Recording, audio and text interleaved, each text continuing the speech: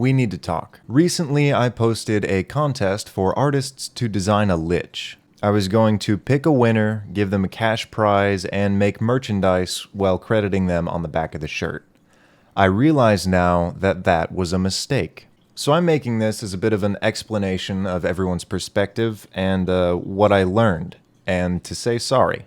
Just to explain why I made this mistake, I went into this thinking that I would encourage smaller artists to participate in something, because I know what it's like to not have any reason to make art. I started by asking first to see if it was okay to do some sort of contest by making a little Twitter poll, and I see now that that's not really the way to go about things. Voting systems need to be directed at knowledgeable people, not the unrelated masses. And it was lazy of me to ask for answers instead of just thinking about the ethics of it or actually looking for artists myself. But I stupidly followed the resounding yes, and I was going to make it this monthly thing so I could kind of build a community around it, so I lowered the prize pool money, which was another bad idea. After posting it, I got a strongly mixed reception. And reception should never be something that make my perspective for me or change my opinion just to agree with everyone. So I looked at everyone's opinion, I thought about it a while, and my conclusion was just to make this video, to make this apology. First off, let's write off some cancel culture because it's not beneficial to anyone.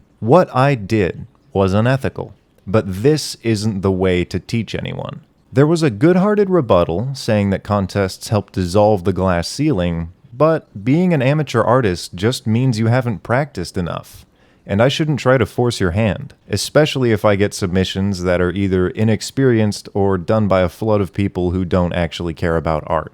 Much more helpful feedback actually came from the YouTube community, like this beautiful person whose name I don't understand, who was very constructive and respectful with their criticism. They essentially said that you shouldn't order food at 6 different restaurants and then only pay for the one that you like, which makes sense.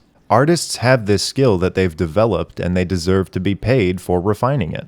Other people agree and stated that it was questionable to waste an artist's time or that what I had done was just a shady choice in general, which again was well-intentioned and improved my perspective. To conclude this discourse, I'll be bumping the prize pool back up to 500, which is what I did last time, and I will not be making another contest when this one's over. One defense I originally had was how difficult it is to find artists whose style actually fit what you want when you're making something, but all you have to do is just ask the right question.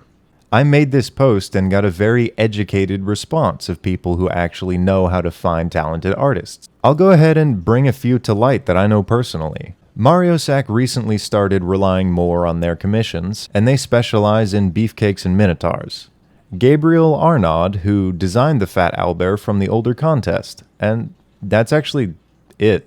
That's sort of why I made the contest. But those two are open for commission. If you're under the age of 20 or so, please don't bombard these guys with loose commissions and $20 in your pocket, which is similar to what I did. Don't do that.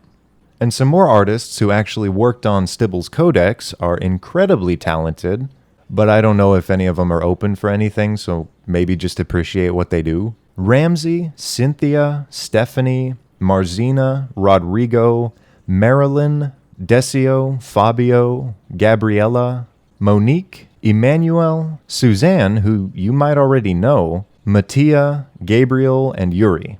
I'm from California, so I'm sorry if I messed any of those up and I couldn't pronounce the last names. Now on to my second point. I mentioned hiring an editor in the last video, very briefly, and I got a massive amount of applications, questions, and some demo reels, including the best email I have ever received by someone who was on acid. And look, editing is hard and it's grueling and it requires a lot of creativity and attention to detail. If you just got an education in editing or have a loose understanding of how the programs work, please don't apply to work for me. I would much rather you start practicing with your own content and get more familiar with how the process actually goes. Things like chroma keys, cookie cutting, mixed transitions, L cuts and J cuts, pitch shift and reverb, building a sound effect library, all that good stuff. My initial plan to scout out an editor was to just write and record audio for the next episode and then post it and have other people edit over it as I was doing the actual post. And then when I was done within that time frame, I'd look at the submissions and see whose style was closest to mine and contact them for work. But that's the same as doing an art contest, and I would just be asking a lot of people to do work for free. And I'm afraid because if I pick an editor, they could be lazy and unreliable or pretentious and cost way too much. So to conclude that, I don't know. I was too anxious to even make this video without writing some kind of loose script. I started pulling my hair out 2 minutes into the recording and saying the same sentence over and over again. I usually end my videos by giving you some sort of lesson or takeaway and then just listing my patrons, but I feel like if I did that, it would prove that I'm still trying to teach people and not actually learn. So that's the end of the video. I'm gonna go think.